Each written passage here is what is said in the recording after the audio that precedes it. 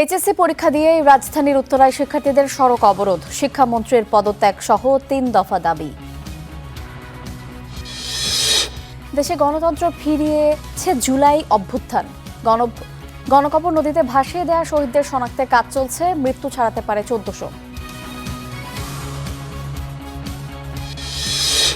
সবুজ দেশ গড়ার প্রত্যয়ে শিক্ষার্থীদের গাছ লাগানোর আহ্বান প্রধানমন্ত্রীর। শিক্ষায় অবদানে নানা ব্যক্তি প্রতিষ্ঠানকে সম্মান। বানের পানি নামলেও জলাবদ্ধতা কাটেনি পার্বত্যাঞ্চলে। সুপেয় পানি, বিদ্যুতের সংকট, সমুদ্রে লঘু চাপে, বন্দরে ফের সতর্ক সংকেত।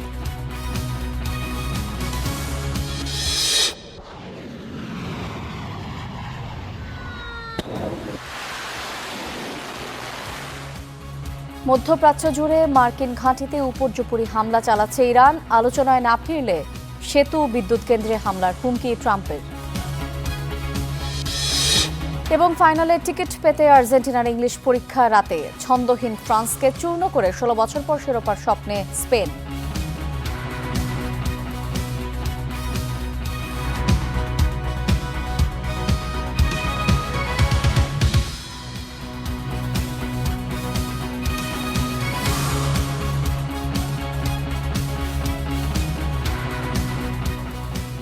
দেখছিলেন শিরোনাম।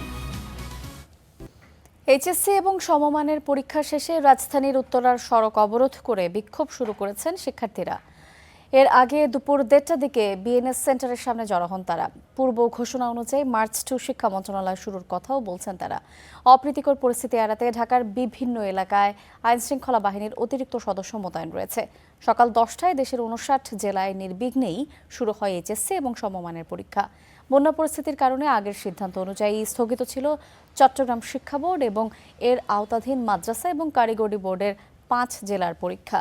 আজ ৮টি সাধারণ শিক্ষা বোর্ডে বিজ্ঞান বিভাগের পদার্থবিজ্ঞান দ্বিতীয় পত্র, ব্যবসায় শিক্ষা বিভাগের হিসাব বিজ্ঞান দ্বিতীয় পত্র এবং মানবিক বিভাগের যুক্তিবিদ্যা দ্বিতীয় পত্র পরীক্ষা নেওয়া হয়। মাদ্রাসা শিক্ষা বোর্ডে আরবি দ্বিতীয় পত্র এবং কারিগরি শিক্ষা বোর্ডে ব্যবসায় সংগঠন এবং ব্যবস্থাপনা ২ বিষয়ের পরীক্ষা অনুষ্ঠিত হয়।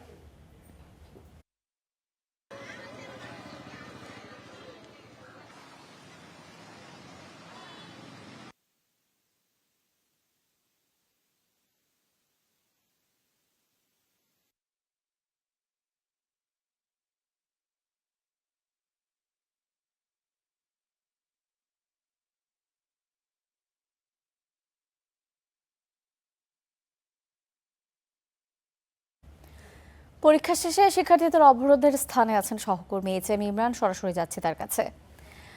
ইমরান, শিক্ষার্থীরা আজকে কি বিষয়ে অবরোধ করছেন, তাদের কর্মসূচির বিস্তারিত আমাদেরকে জানাবেন।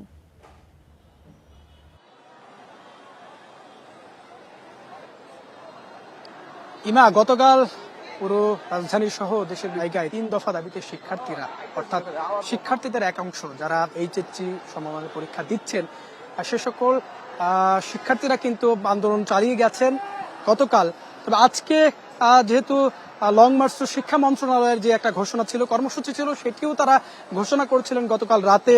তবে সকাল থেকে রাজধানীর বিভিন্ন জায়গায় আমি ঘুরেছি, সেখানে কিন্তু আন্দোলনের ছিটে ফোটাও দেখা যায়নি। শিক্ষার্থীরা স্বাভাবিকভাবে পরীক্ষা দিয়েছেন। পরীক্ষা শেষে আসলে তারা, আমরা এখন দেখছি যে রাজধানীর উত্তরার বিএনএস সেন্টারের সামনে তারা অবস্থান নিয়েছেন, সড়কে জড়ো হয়েছেন, অবরোধ করে রেখেছেন, যার ফলশ্রুতিতে পুরো যান চলাচল একেবারে বন্ধ রয়েছে। শিক্ষার্থীরা তারা এখন বলছেন যেটি ৩ দফা থেকে সরে এসে তারা ১ দফা দাবিতে তারা এখন আন্দোলন চালাচ্ছেন এবং তারা বলছেন যে শিক্ষামন্ত্রীর পদত্যাগ তারা চান। এর কারণ তারা দেখাচ্ছেন যে শিক্ষামন্ত্রী যে বক্তব্য বা গতকালের যে ঘটনা, সেই ঘটনার পরিপ্রেক্ষিতে তারা শিক্ষামন্ত্রীর পদত্যাগ চান এবং সেই দাবিতেই তারা রাজধানীর যে উত্তরার বিএনএস সেন্টার রয়েছে সেখানে তারা অবস্থান নিয়েছেন এবং যার ফলে আমরা দেখছি যে আশপাশের একেবারেই যান চলাচল বন্ধ। আমরা শিক্ষার্থীদের সঙ্গে কথা বলেছি যখন পরীক্ষা শেষ হলো, শেষে তাদের সঙ্গে কথা বলে যেটি জানতে পেরেছিলাম যে শিক্ষার্থীদের এক অংশ চান তারা পড়ার টেবিলে ফিরে যাক, আবার শিক্ষার্থীদের যারা আন্দোলন করছেন সেই অংশটুকু আসলে চান শিক্ষামন্ত্রীর পদত্যাগ।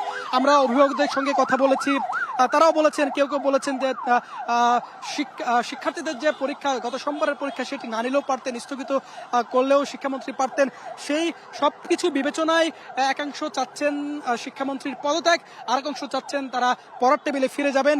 এই দৃশ্যপট কিন্তু আজকে সকাল থেকে এই রাজধানীর উত্তরার এলাকার বিশেষ করে বিভিন্ন স্কুল কলেজে ঘুরেছি, কেন্দ্রে ঘুরেছি, সেই কেন্দ্রের ফলাফলই এটি। তবে আজকের পরীক্ষা অনেকাংশে অন্যান্য দিনের তুলনায় সহজ হয়েছে বলে জানিয়েছেন শিক্ষার্থীরা।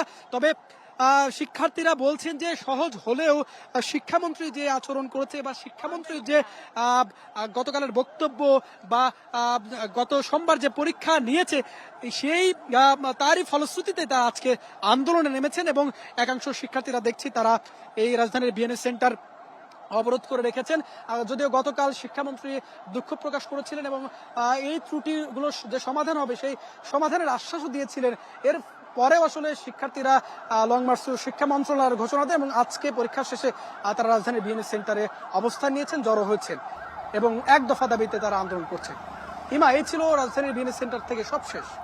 ইমরান, আপনাকে ধন্যবাদ। দর্শক, আমরা এবার ঢাকার বাইরের খবর জেনে আসি। আমাদের সঙ্গে সরাসরি যুক্ত হবেন পটুয়াখালী থেকে সহকর্মী আব্দুস সালাম আরিফ এবং মাদারীপুর থেকে আকাশ আহমেদ সোহেল। শুরুতে যাচ্ছে মাদারীপুরে। আকাশ, মাদারীপুরের কি অবস্থা? বিক্ষোভ কি এখনো চলছে?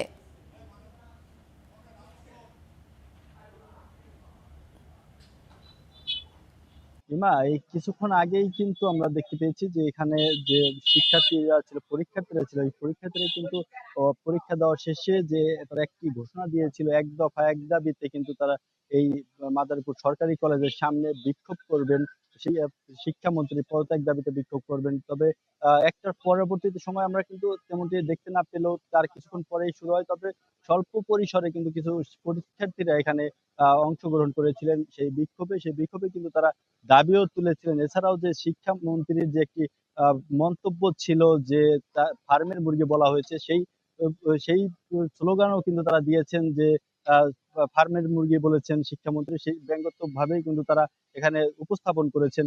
আর সেইটি কিন্তু আমরা দেখতে পেয়েছি। এছাড়াও যে পরীক্ষার্থীরা রয়েছে সেই পরীক্ষার্থীরা কিন্তু যেমনটি বলছেন আসলে তারা যে এখানে যে বিক্ষোভ করবেন সেই বিক্ষোভের কর্মসূচি কিন্তু কিছুটা স্থগিত রয়েছে।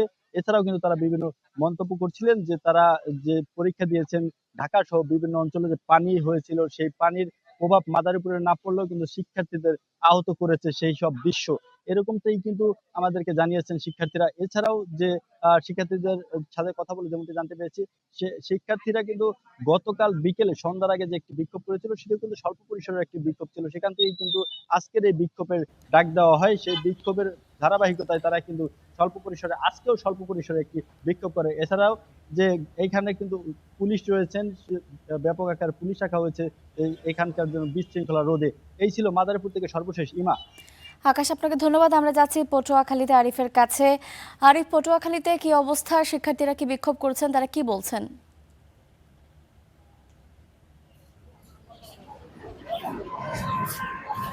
জি, আপনাকে ধন্যবাদ। পটুয়াখালীতে এই মুহূর্তের পরিস্থিতি যদি বলি যে আসলে গতকাল রাতে শিক্ষার্থীরা তারা ঘোষণা দিয়েছিলেন যে আজ এক দফা দাবিতে তারা পটুয়াখালীতে আন্দোলন করবেন। তারা মূলত পটুয়াখালী সিঙ্গারা পয়েন্ট যেখানে আমি এখন দাঁড়িয়ে রয়েছি এখানে তারা দুপুর 1টার পরে জড়ো হওয়ার চেষ্টা করেন এবং শিক্ষার্থীরা ক্ষুদ্র আকারে স্লোগান দেওয়া শুরু করেছিলেন। তবে যেহেতু এখানকার সংশ্লিষ্ট কলেজের শিক্ষার্থীরা দেখেছি আমরা, বিশেষ করে পটুয়াখালী সরকারি কলেজের যিনি অধ্যক্ষ রয়েছেন তিনি সহ বিভিন্ন কলেজের শিক্ষকরা ছিলেন যারা মূলত শিক্ষার্থীদেরকে বোঝানোর চেষ্টা করেন যে তাদের আন্দোলনের পক্ষে বা শিক্ষার্থীরা যে অভিযোগগুলো তুলছেন যে পরীক্ষার হলের যে কেন্দ্রে সেটিকে তাদের বিভিন্ন ধরনের সমস্যার সৃষ্টি হচ্ছে, এই বিষয়গুলোকে স্থানীয়ভাবে সমাধান করার পাশাপাশি জাতীয় যে ইস্যুটি রয়েছে সেই ইস্যুতেও সরকারের সংশ্লিষ্ট দপ্তরে তারা কথা বলবেন এমন প্রতিশ্রুতি দেওয়ার পরে কিন্তু শিক্ষার্থীরা আবারও নিজ নিজ বাড়িতে ফিরে গেছেন। এছাড়া পটুয়াখালী শহরের চৌরাস্তা এলাকায় একটি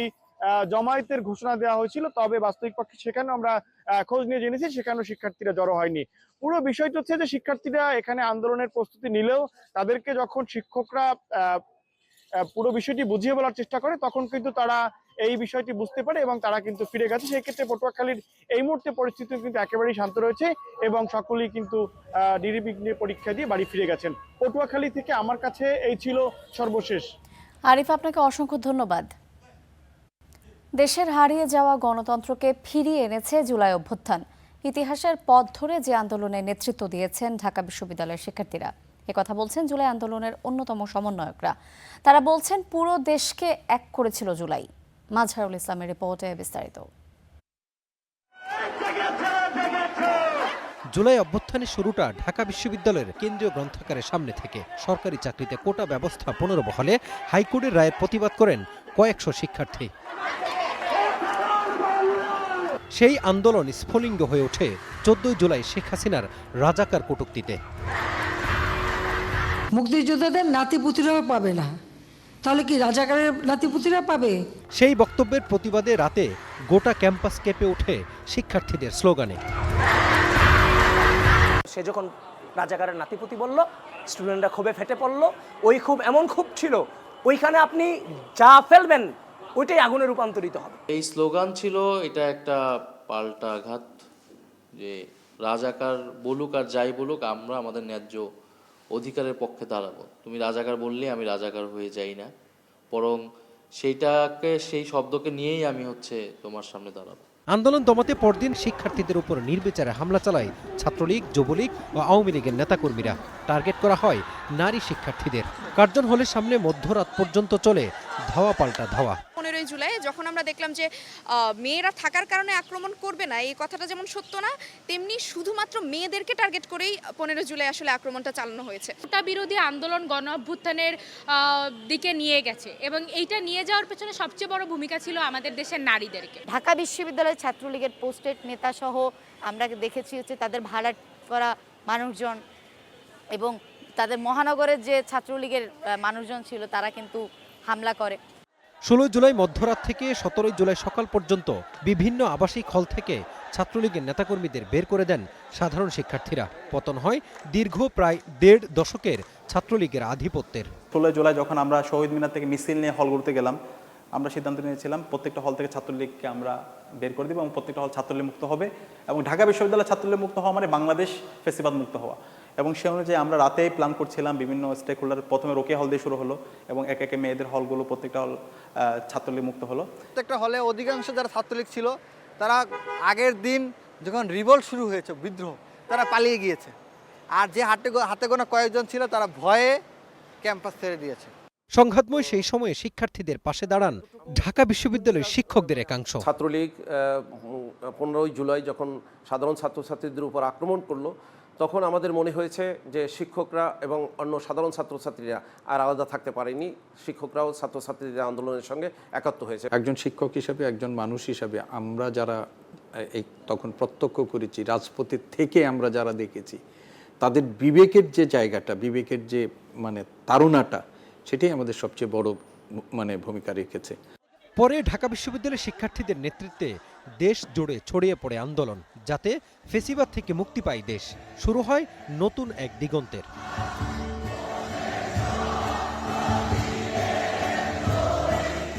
মাজহারুল ইসলাম, স্টার নিউজ, ঢাকা। জুলাই গণঅভ্যুত্থানে দেশের বিভিন্ন স্থানে থাকা গণকবর এবং নদীতে ভাসিয়ে দেওয়া মরদেহ শনাক্তের কাজ চলছে। এতে শুধু গ্যাজেটভুক্ত 865 জনই নন, শহীদদের সংখ্যা 1400 ছাড়িয়ে যেতে পারে। এ তথ্য জানিয়ে আন্তর্জাতিক অপরাধ ট্রাইব্যুনালের চিফ প্রসিকিউটর বলছেন, গণহত্যার সঙ্গে জড়িতরা যত প্রভাবশালীই হোক, সবাইকেই বিচারের মুখোমুখি করা হবে।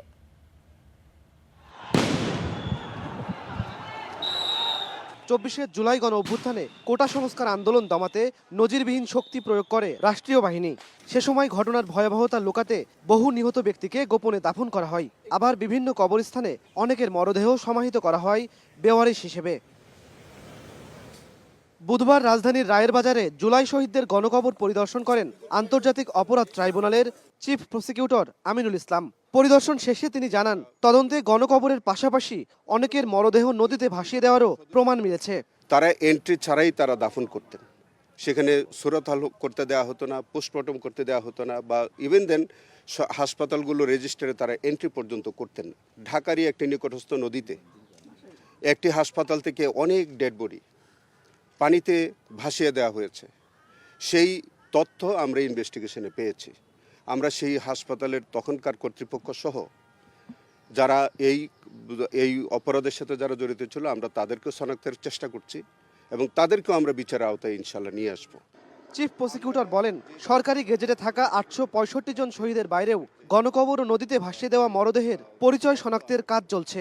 সব মরদেহ শনাক্ত করা গেলে শহীদের প্রকৃত সংখ্যা 1400 ছাড়িয়ে যেতে পারে এবং প্রত্যেকটি গণকবরে আমাদের যে ডিএনএর মাধ্যমে আমাদের সেই শহীদদের লাশ শনাক্তকরণের জন্য আমাদের ইনভেস্টিগেশনের পক্ষ থেকে আমরা সেইভাবে কাজ করেছি। অনেকে ডিএনএ টেস্টের মাধ্যমে আমরা কিছু কিছু রিপোর্ট আমরা পেয়েছি। আরও আমাদের তদন্ত অব্যাহত আছে এবং যেভাবে তাদেরকে শনাক্ত করা সম্ভব হয় সেভাবে আমরা কাজ করে যাচ্ছি। জুলাই গণ অভ্যুত্থানে শহীদদের পূর্ণাঙ্গ তালিকা তৈরির পাশাপাশি গণহত্যার সঙ্গে জড়িতদের বিচারের মুখোমুখি করা হবে বলেও জানান চিফ প্রসিকিউটর। ইমন মাহমুদ, স্টার নিউজ, ঢাকা। প্রধানমন্ত্রী তারেক রহমান বলেছেন, শিক্ষার মান উন্নয়নে নীতিবোধ, সামাজিক এবং পারিবারিক মূল্যবোধ শিশুদের পাঠ্যক্রমে যুক্ত করা হবে। সবুজ দেশ করতে শিক্ষার্থীদের বছরে একটি গাছ লাগানোর পরামর্শও দিয়েছেন তিনি। সকালে বাংলাদেশ চীনমৈত্রী সম্মেলন কেন্দ্রের প্রাথমিক শিক্ষা পদক অনুষ্ঠানে যোগ দিয়ে প্রধানমন্ত্রী বলেছেন, সবুজ বিশ্ববিদ্যালয় কর্মসূচির আওতায় সারা দেশে 2 লাখ গাছ লাগানো হয়েছে।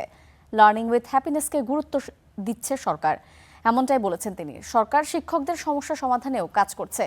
নিজের বাড়ির আঙিনা ছাড়াও স্কুলের আঙিনায় সবুজায়নের প্রতি গুরুত্ব আরোপ করেন প্রধানমন্ত্রী।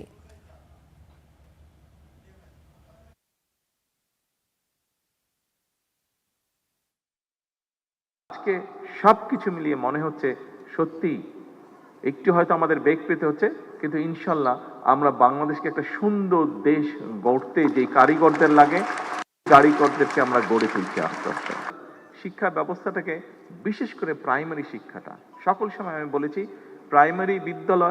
প্রাইমারি বিদ্যালয়ের শিক্ষক এবং প্রাইমারি বিদ্যালয়ের শিক্ষার্থী, এই তিনটা অসম্ভব ইম্পর্টেন্ট একটি বিষয় দেশকে গড়ে তোলার জন্য। যেমন শিক্ষকদের পাশে এসে আমাদেরকে দাঁড়াতে হবে। আমরা জানি শিক্ষকদের কিছু সমস্যা আছে তাদের, সেটি আমরা চেষ্টা করছি সেই সমস্যাগুলোকে অ্যাড্রেস করতে। একই সাথে আমরা যদি আজকে প্রাইমারি স্কুলের শিক্ষকদেরকে যদি আমরা সঠিক ট্রেনিংয়ের মাধ্যমে সঠিকভাবে গড়ে তুলতে পারি, তাদেরকে সঠিক ট্রেনিং দিতে পারি, তারা তাদের সেই ট্রেনিংটা, সেই শিক্ষাটা তারা শিক্ষার্থীদের কাছে পৌঁছে দিবেন, যার ফলে শিক্ষার্থীরা অর্থাৎ প্রাইমারি স্কুল থেকে একটা শক্ত বুনিয়াদ গড়ে উঠবে ভালো কিছুর। ঢাকার বর্জ্য ব্যবস্থাপনার উন্নয়নে সিটি কর্পোরেশনকে আরও কার্যকর ভূমিকা পালনের তাগিদ দিয়েছেন স্থানীয় সরকার মন্ত্রী মির্জা ফখরুল ইসলাম আলমগীর। ডিএনসিসির এক সেমিনারে যোগ দিয়ে তিনি বলেছেন, সিটি কর্পোরেশন শক্তিশালী না হলে নগর ব্যবস্থার সমস্যার স্থায়ী সমাধান সম্ভব নয়। সরকার এ বিষয়ে আন্তরিকভাবে কাজ করছে বলেও জানিয়েছেন তিনি। নির্ধারিত স্থানে বর্জ্য ফেলার অভ্যাস এখনও তৈরি হয়নি জানিয়ে মির্জা ফখরুল আরও বলেন, প্রাথমিক বিদ্যালয় থেকেই পরিচ্ছন্নতা এবং বর্জ্য ব্যবস্থাপনা বিষয়ে সচেতনতা গড়ে তুলতে হবে। নদী এবং খাল দখল বন্ধে সামাজিক আন্দোলন এবং গণ অবস্থান তৈরিরও আহ্বান জানান স্থানীয় সরকার মন্ত্রী।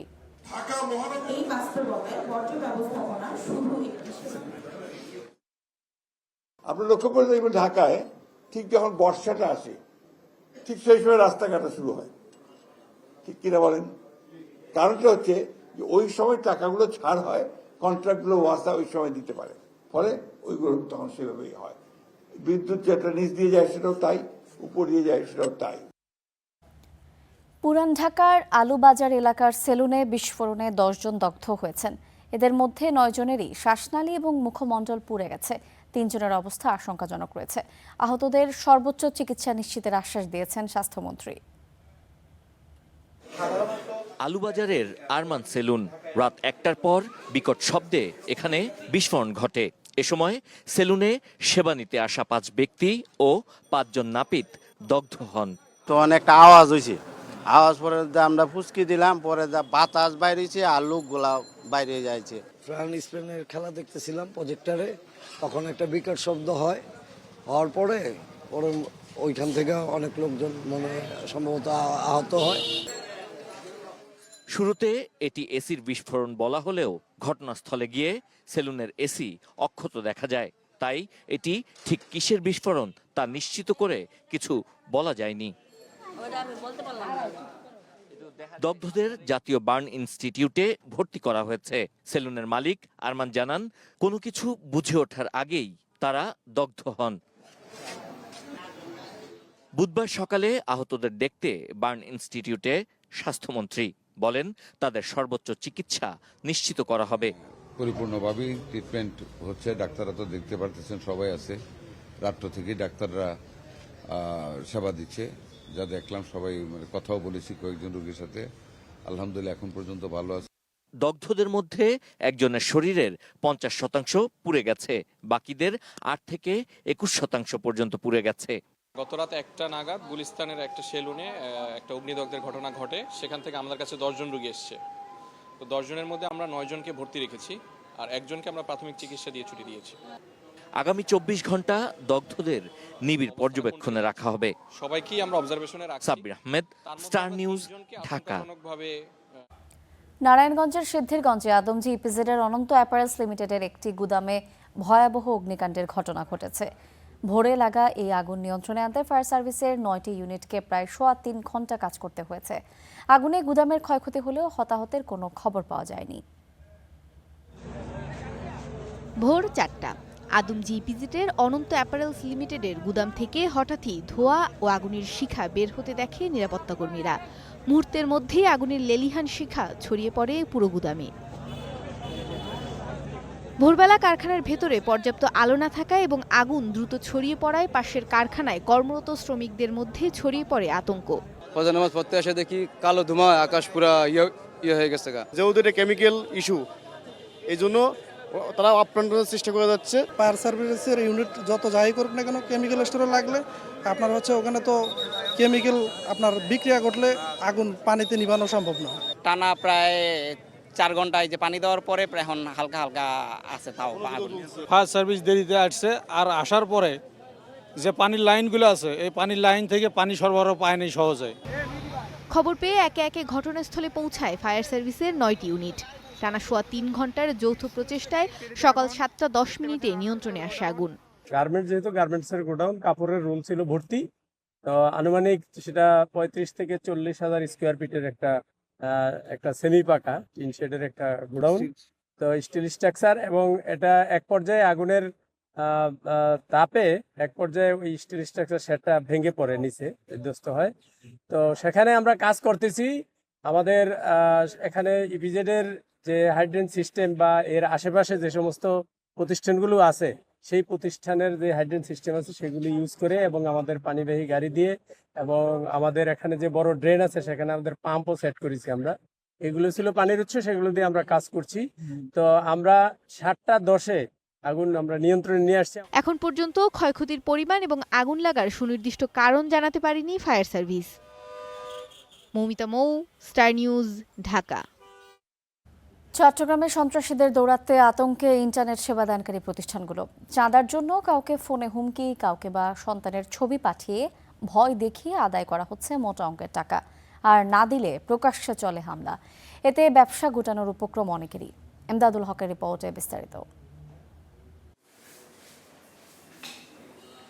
2 কোটি টাকা চাঁদা চেয়ে না পেয়ে সোমবার চট্টগ্রামে ইন্টারনেট সেবাদানকারী প্রতিষ্ঠান digital.net অফিসে প্রকাশ্য দিবালোকে ঘটে এমন হামলার ঘটনা। তাতে ভয় আর আতঙ্ক ছড়িয়েছে খাত সংশ্লিষ্ট সবার মাঝেই।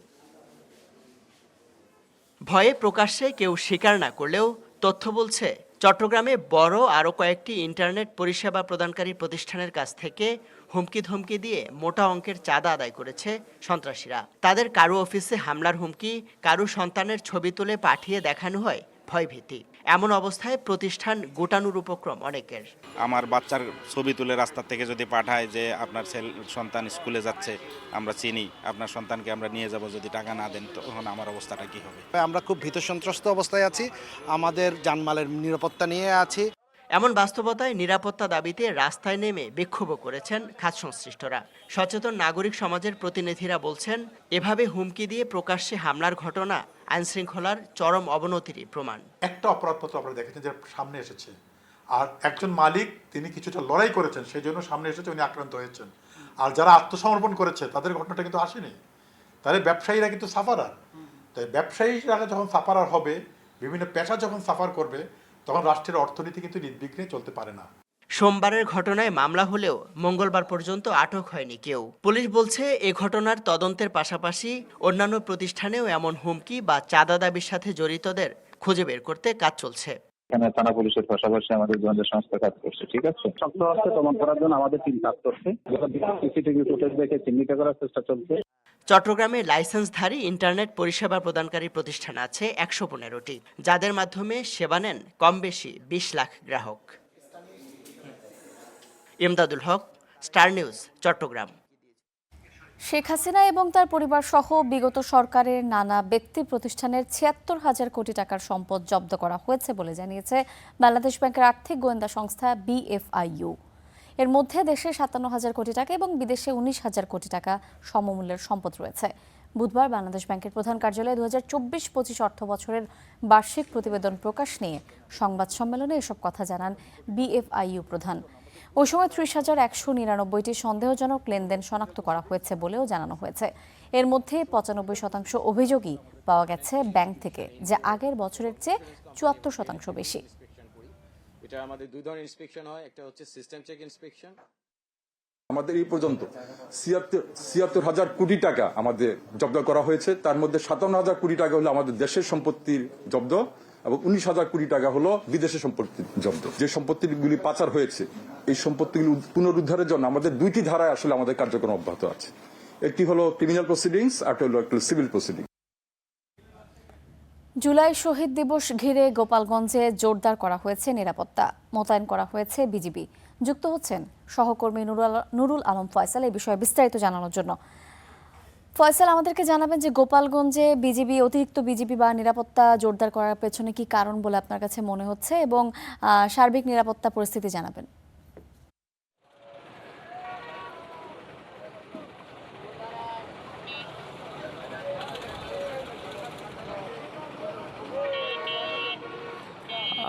ইমা যেটি বলছিলেন যে জুলাই শহীদ দিবস আগামীকালকে, এবং এই উপলক্ষে কিন্তু গোপালগঞ্জে অতিরিক্ত ৫ প্লাটুন বিজিবি মোতায়েন করা হয়েছে। আসলে আমরা প্রশাসনের সাথে কথা বলেছিলাম, তারা যেটি বলছে যে যেহেতু সামনে জুলাই শহীদ দিবস, এর বাইরেও গোপালগঞ্জকে একটু আলাদাভাবে দেখা হয়। যেহেতু গোপালগঞ্জকে আওয়ামী লীগের আতুরঘর বলা হয়ে থাকে, ২০২৫ সালের ১৬ই জুলাই এনসিপির পদযাত্রাকে কেন্দ্র করে গোপালগঞ্জে এক ধরনের সংঘর্ষের ঘটনা ঘটে, সেখানে ৫ জন নিহত হয়। সেই ঘটনার সময় যেহেতু আবারও আগামীকালকে ১৬ জুলাই আওয়ামী লীগের লোকজন কোনো ধরনের অপ্রীতিকর পরিস্থিতি তৈরি করতে না পারে, এর বাইরেও জেলার যে সার্বিক আইনশৃঙ্খলা পরিস্থিতি স্বাভাবিক রাখতেই কিন্তু জেলার পুরোপুরি নিরাপত্তা ব্যবস্থা জোরদার করা হয়েছে। আমরা দেখতে পেয়েছি শহরের গুরুত্বপূর্ণ যেসব পয়েন্ট রয়েছে সেসব পয়েন্ট থেকে পুলিশের চেকপোস্ট বসানো হয়েছে, পুলিশের টহল জোরদার করা হয়েছে। বিজিবি, র্যাব এবং পুলিশের যৌথ টহল কিন্তু চলছে এই মুহূর্তে। আমরা কিছু সময় আগে কথা বলেছিলাম সেখানে যিনি নির্বাহী ম্যাজিস্ট্রেট রয়েছেন ফারদিন খান প্রিন্সের সাথে, তিনি আমাদেরকে যেটি জানিয়েছেন যে মুকসুদপুর এবং কাশিয়ানী উপজেলাতে এই মুহূর্তে পুলিশ, র্যাব এবং বিজিবি সদস্যদের যে যৌথ টহল সেটি চলছে। এর বাইরেও জেলার যেসব গুরুত্বপূর্ণ পয়েন্ট রয়েছে সেই সব গুরুত্বপূর্ণ পয়েন্টগুলোতে পুলিশ চেকপোস্ট বসিয়েছে যে কোনো ধরনের অপ্রীতিকর পরিস্থিতি এড়াতে, এবং যে সকল চেকপোস্টগুলো বসানো হয়েছে সেখানে সন্দেহভাজন কাউকে দেখতে পেলে তাকে জিজ্ঞাসাবাদ করা হচ্ছে। এর বাইরেও আমরা দেখতে পেয়েছি সাদা পোশাকে কিন্তু বিভিন্ন জায়গায় পুলিশের আইনশৃঙ্খলা রক্ষাকারী বাহিনীর সদস্যরা যারা তারা কিন্তু মোতায়েন রয়েছেন। তারা আসলে দেখভাল করার চেষ্টা করছেন যে গোপালগঞ্জের যে ধরনের আইন শৃঙ্খলা পরিস্থিতি থাকার কথা সেটি স্বাভাবিক রাখার চেষ্টা করা হচ্ছে। এবং আমরা পুলিশ প্রশাসনের যিনি পুলিশ সুপার রয়েছেন তার সাথে কথা বলে যেটি জানতে পেরেছি, তিনি বলছেন যে এখন পর্যন্ত জেলার আইন শৃঙ্খলা পরিস্থিতি স্বাভাবিক রয়েছে। এই স্বাভাবিকতার মধ্যেও যেন কোনো ধরনের অপ্রীতিকর পরিস্থিতি তৈরি না হয়, কোথাও কোনো ধরনের কার্যক্রম নিষিদ্ধ আওয়ামী লীগের এবং ছাত্রলীগের নেতাকর্মীরা যেন কোনো ধরনের কোনো অপ্রীতিকর পরিস্থিতি তৈরি করতে না পারে, কিংবা এর বাইরেও জেলার যে সার্বিক আইন শৃঙ্খলা পরিস্থিতি এটি যেন স্বাভাবিক থাকে। এ কারণেই কিন্তু যেই আইনশৃঙ্খলা বাহিনীর উপস্থিতি এবং তাদের যেই নিরাপত্তা সেটি কিন্তু জোরদার করা হয়েছে। ইমা, এই ছিল আমার কাছে গোপালগঞ্জ থেকে আইনশৃঙ্খলা পরিস্থিতির সবশেষ খবর। ফয়সাল, আপনাকে ধন্যবাদ। পার্বত্যাঞ্চল থেকে নেমেছে বানের পানি, আশ্রয়কেন্দ্র থেকে বাড়ি ফিরছে মানুষ, তবে ঘরে ফিরেই সুপেয় পানির তীব্র সংকট। বিদ্যুৎ না থাকায় দুর্ভোগ বেড়েছে কয়েক গুণ। চট্টগ্রামের কিছু এলাকা এখনও জলাবদ্ধতার কবলে। ক্ষতিগ্রস্ত পরিবারগুলোর তালিকা করে পুনর্বাসনে আশ্বাস দিয়েছেন ত্রাণমন্ত্রী। থেমেছে পাহাড়ি ঢল, কমেছে বৃষ্টি, চারদিকে ভেসে উঠছে বন্যার ক্ষয়ক্ষতির চিহ্ন, সড়ক ভেঙে বিচ্ছিন্ন যোগাযোগ। চট্টগ্রামের বাঁশখালীর সাতকানিয়া সহ জেলার বিভিন্ন উপজেলায় বন্যার পানি নামতে শুরু করলেও বানভাসীদের দুর্ভোগ কমেনি। আশ্রয়কেন্দ্র থেকে বাড়ি ফিরে সুপেয় পানির তীব্র সংকটে মানুষ। নেই বিদ্যুৎ, জলাবদ্ধতা এখনও অনেক জায়গা পানির নিচে। খাবারের খুব অভাব, কাপড় চুপড়ও তো সব তো নষ্ট হয়ে গেছে, মানুষ থাকার উপযোগী বলতে কিছু নাই। পুকুরের মাছ গেছে কই, তারপরে মুরগির হামার গেছে কই, ওই যে আমার গরু ছাগল বাইশ গেছে কই, সব কিছু। খাগড়াছড়ির ৯ উপজেলায় সড়ক কালভার্ট ভেঙে ব্যাহত যোগাযোগ। ভেঙেছে ১১ কিলোমিটার সড়ক। প্রশাসন জানিয়েছে বন্যায় ১,০৩১ হেক্টর জমির ফসল ক্ষতিগ্রস্ত হয়েছে। প্রভাব পড়েছে ৭,৩৪৩ জন কৃষকের ওপর। এলাকার ৭-৮ গ্রামের লোকজন এই যে চলাচল রাস্তাটি বন্ধ হয়ে গেছে। যেগুলো বীজ সব মাটির তলে চলে গেছে। হ্যাঁ, ওখানে আবার বীজ দানা বাইন করতেছে। বান্দরবানের ৭০% এলাকা প্লাবিত হয়। এতে ক্ষতিগ্রস্ত হয়েছে ১২,৫০০ পরিবার। পাহাড় ধস ও পানিতে ডুবে জেলাটিতে প্রাণ গেছে ৭ জনের। বন্যায় ১৫১ কিলোমিটার সড়ক ক্ষতিগ্রস্ত হয়েছে। এছাড়া ভেঙেছে ৪টি ছোট বড় সেতু এবং কালভার্ট। এই বন্যার কারণে যাদের ঘরবাড়ি ভেঙে গেছে, প্রতিটি ঘরবাড়ি সরকারের উদ্যোগে আমরা ইনশাল্লাহ মেরামত করে দেব, যাতে করে আপনারা আপনাদের ঘরে আবার ফিরে যেতে পারেন। রাঙামাটিতে সবচেয়ে ক্ষতি হয়েছে বাঘাইছড়ি উপজেলায়। ১৩৫টি স্থানে হয়েছে পাহাড় ধস। ক্ষতিগ্রস্ত ৭,৬৪৬ পরিবার। এদিকে পরিস্থিতি ধীরে ধীরে উন্নতি হলেও দুর্গত মানুষের দুর্ভোগ কাটেনি। কমতে শুরু করেছে সুনামগঞ্জের সকল নদ নদীর পানি। নতুন করে বৃষ্টিপাত না হলে আগামী ৪৮ ঘণ্টার মধ্যে নদী তীরবর্তী নিম্নাঞ্চলের পরিস্থিতি স্বাভাবিক হবে বলে জানিয়েছে পানি উন্নয়ন বোর্ড। এখন সুনামগঞ্জের সবগুলো পয়েন্টে সব নদীর পানিগুলোই কিন্তু হ্রাস পেয়েছে এবং যা আগামী ৪৮ ঘন্টা অব্যাহত থাকতে পারে এবং ৪৮ ঘন্টা পরে হয়তো স্থিতিশীল হয়ে যেতে পারে। তিস্তার পানি কমার সঙ্গে সঙ্গে দেখা দিয়েছে ভাঙন। নদীপাড়ের বাসিন্দারা আছেন আশ্রয় হারানোর শঙ্কায়। দ্রুত কার্যকর পদক্ষেপ নেয়ার দাবি তাদের। সর্দার মোহাম্মদ আরিফ, স্টার নিউজ। চট্টগ্রামের বন্যা দুর্গত মানুষের আরও খবর জানাতে বাঁশখালী থেকে সরাসরি যুক্ত হচ্ছেন সহকর্মী রুকন উদ্দিন। রুকন, সার্বিক চিত্র কেমন দেখতে পাচ্ছেন এবং ক্ষতিগ্রস্তরা ত্রাণ সহায়তা ঠিকঠাক মতো পাচ্ছে কিনা বিস্তারিত জানাবেন।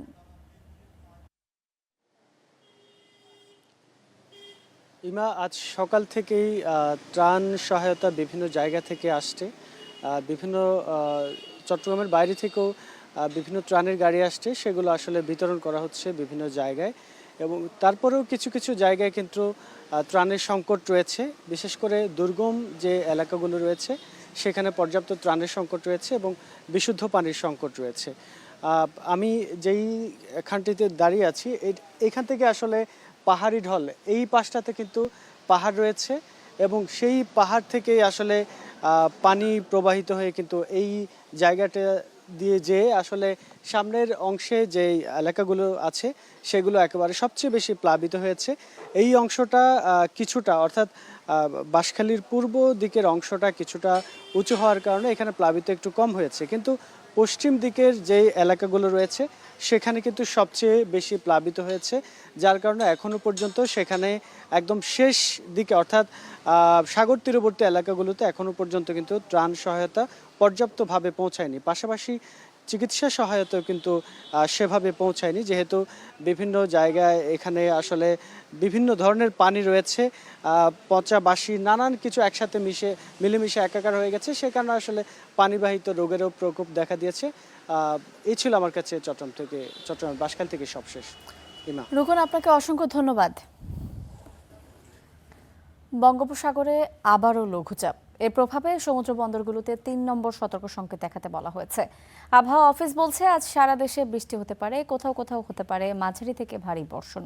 এতে দক্ষিণাঞ্চলে পরিস্থিতির অবনতির শঙ্কা রয়েছে। এদিকে বৃষ্টি কম হওয়ায় মঙ্গলবার দেশের তাপমাত্রা ১ থেকে ৩ ডিগ্রি সেলসিয়াস বেড়েছে। সর্বোচ্চ তাপমাত্রা ছিল রাঙামাটিতে ৩৫.৫ ডিগ্রি সেলসিয়াস। এ সময় রাজধানীর তাপমাত্রা ছিল ৩৪.৪ ডিগ্রি সেলসিয়াস।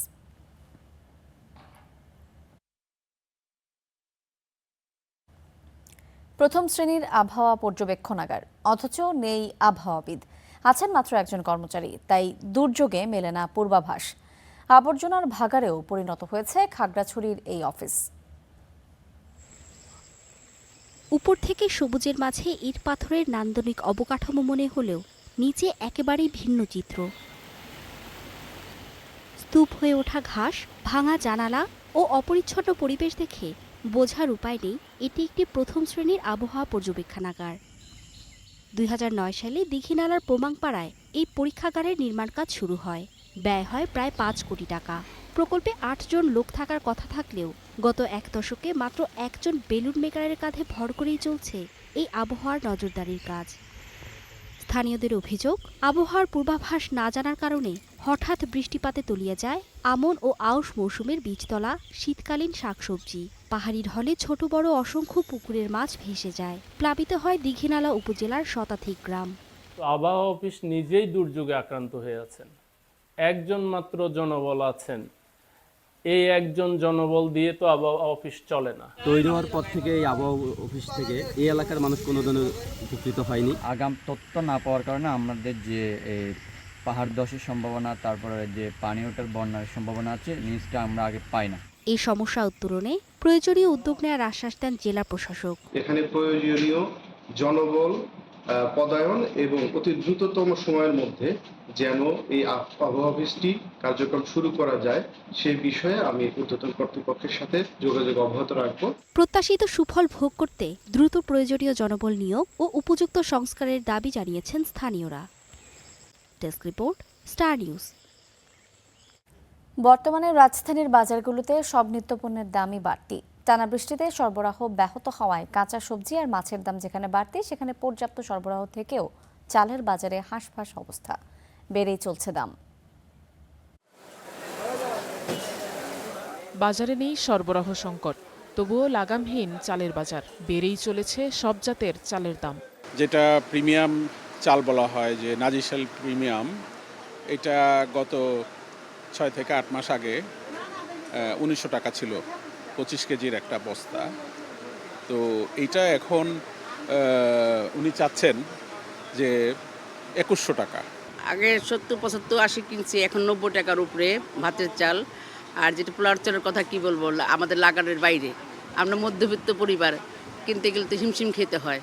1 কেজি সরু মিনিকেট চাল কিনতে গুনতে হচ্ছে 70 থেকে 80 টাকা। আটাশ চাল কেজি প্রতি 55 থেকে 60, আর নাজির শাইলের দাম 85 থেকে 90 টাকা। 1 মাসে সব চালের দাম বেড়েছে 5 থেকে 10 টাকা পর্যন্ত।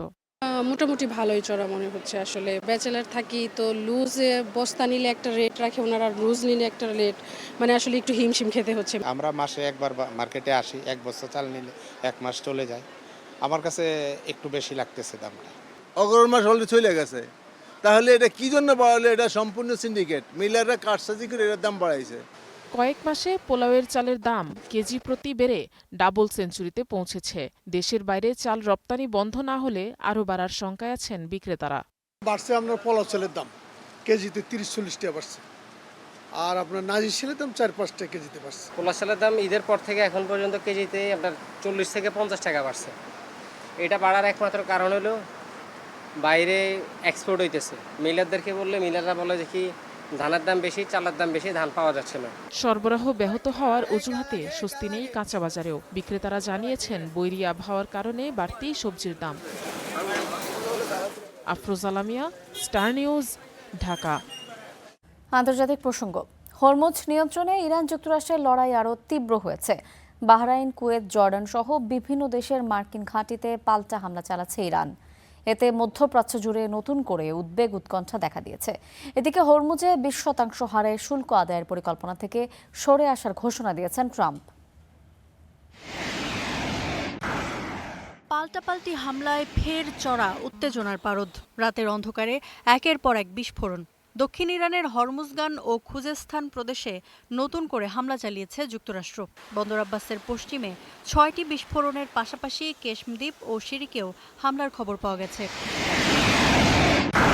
সেন্টকম বলছে, হরমুজ প্রণালীতে বাণিজ্যিক জাহাজে ইরানের হামলার সক্ষমতা ধ্বংস করতেই নতুন এই অভিযান। মধ্যপ্রাচ্য জুড়ে বর্তমানে 20টির বেশি যুদ্ধজাহাজ ও শত শত সামরিক বিমান মোতায়েন রয়েছে বলেও দাবি তাদের।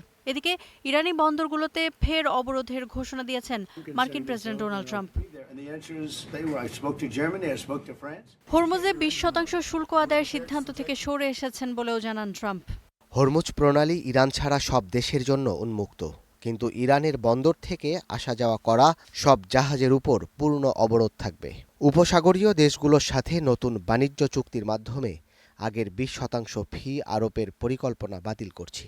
জবাবে মধ্যপ্রাচ্যের মার্কিন ঘাঁটিগুলোতে ব্যাপক হামলা চালাচ্ছে ইরান। বাহরাইনের শেখ ইসা, কুয়েতের আলী আল সালেম, জর্ডানের আজরাক সহ বেশ কিছু মার্কিন ঘাঁটিতে হামলার ছবি প্রকাশ করেছে ইরানি গণমাধ্যমগুলো। মার্কিন হামলা বন্ধ না হওয়া পর্যন্ত প্রতিশোধ অব্যাহত থাকবে বলে হুঁশিয়ারি দিয়েছে আইআরজিসি। এদিকে সুযোগ পেয়ে ফের যুদ্ধে ঢুকতে চাইছে ইসরায়েল। নেতানিয়াহু বলেছেন, ইসরায়েলে হামলা হলে আগের যে কোনো সময়ের চেয়ে শক্তিশালী জবাব দেওয়া হবে। ইরানের নেতাদের বলছি, ইসরায়েলে হামলা করলে আগের চেয়ে শক্তিশালী জবাব পাবেন। যারা আমাদের আঘাত করবে তাদের দ্বিগুণ শক্তিতে প্রত্যাঘাত করা হবে। ক্রমবর্ধমান এই সংঘাত নিয়ে উদ্বেগ জানিয়েছে জাতিসংঘ। সব পক্ষকে সংযত থেকে হরমুজ প্রণালীতে জাহাজ চলাচলের স্বাধীনতা নিশ্চিত করা এবং আন্তর্জাতিক আইন মেনে বেসামরিক মানুষের সুরক্ষা নিশ্চিত করার আহ্বান জানিয়েছে সংস্থাটি। ইফফাতিরা, স্টার নিউজ। ইরান আলোচনায় না ফিরলে সেতু এবং বিদ্যুৎ কেন্দ্রে হামলা চালানোর হুঁশিয়ারি দিয়েছেন মার্কিন প্রেসিডেন্ট ডোনাল্ড ট্রাম্প। দুই দেশের পাল্টাপাল্টি হামলার মধ্যেই ফক্স নিউজের সাক্ষাৎকারে এই হুমকি দেন তিনি। আগামী সপ্তাহে ইরানের জন্য পরিস্থিতি সত্যিই খুব খারাপ হবে, কারণ আগামী সপ্তাহে মার্কিন বাহিনীর টার্গেটে আসছে বিদ্যুৎ কেন্দ্রগুলো। লক্ষ্যবস্তুর তালিকায় আছে সেতুগুলো। আমরা তাদের সব বিদ্যুৎ কেন্দ্র অচল করে দেব। আমরা তাদের সেতুগুলো অচল করে দেব যদি না তারা আলোচনায় বসে। আমি তেহরানকে বলেছি, তোমাদের একটা মীমাংসা করাই ভালো, নইলে তোমাদের কিছুই অবশিষ্ট থাকবে না।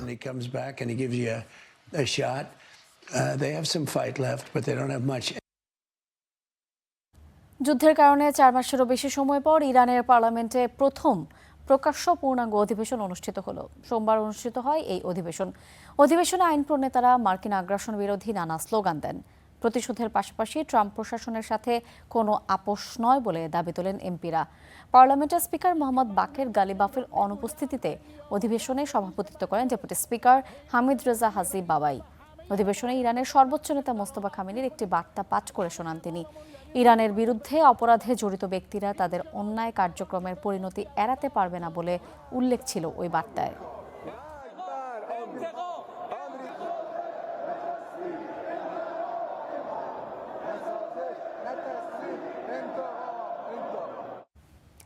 ভারতের দিল্লির যন্তর মন্তরে টানা 18 দিন ধরে অনশনে লাদাখের সমাজকর্মী সোনাম ওয়াংচুক। এতে তার শারীরিক অবস্থার চরম অবনতি হয়েছে। এরই মধ্যে তার স্বাস্থ্য নিয়ে উদ্বেগ প্রকাশ করেছেন এবং অনশন ভাঙার জন্য দিল্লি হাইকোর্টে আবেদন করেছেন এক আইনজীবী। ওয়াংচুককে দ্রুত হাসপাতালে ভর্তি এবং উপযুক্ত চিকিৎসা ব্যবস্থা করার আহ্বানও জানান তিনি। নিট পরীক্ষার প্রশ্ন ফাঁসের বিতর্কে কেন্দ্রীয় শিক্ষামন্ত্রীর পদত্যাগের দাবিতে 28 জুন অনশন শুরু করেন ওয়াংচুক। বিশিষ্টজনেরা অনশন ভাঙার অনুরোধ করলেও দাবি আদায় না হওয়া পর্যন্ত আন্দোলন চালিয়ে যাওয়ার ঘোষণা দিয়েছেন তিনি।